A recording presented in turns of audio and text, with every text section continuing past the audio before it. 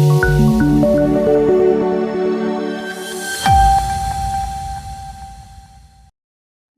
દર્શક મિત્રો, ગરવી ગુજરાત ન્યૂઝમાં આપનું સ્વાગત છે।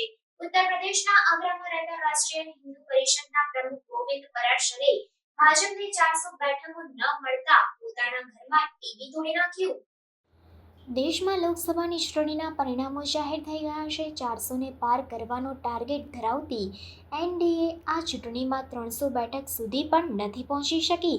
ખાસ કરીને ઉત્તર પ્રદેશમાં ભાજપને મોટો ઝટકો લાગ્યો છે। એવામાં ઉત્તર પ્રદેશના આગ્રામાં રહેતા રાષ્ટ્રીય હિન્દુ પરિષદના પ્રમુખ ગોવિંદ પરાશરે ભાજપને 400 બેઠક ન મળતા પોતાના ઘરમાં ટીવી તોડી નાખ્યું। તેનો વિડીયો સોશિયલ મીડિયા પર વાયરલ થઈ રહ્યો છે। ભાજપને 400 બેઠકો ન મળતા રાષ્ટ્રીય હિન્દુ પરિષદના પ્રમુખ ગોવિંદ પરાશરે એક ટીવી તોડી નાખ્યું હતું।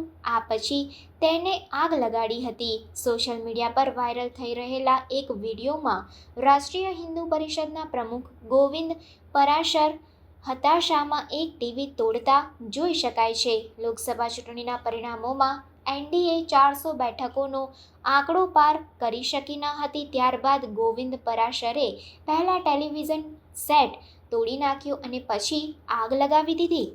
तो क्या होगा? आज जिस तरह से भारत की जनता ने एक भगवान रूपी मोदी को धोखा दिया है, जिसने 24-24 घंटा इस देश के लिए काम किया, उसको धोखा दिया है।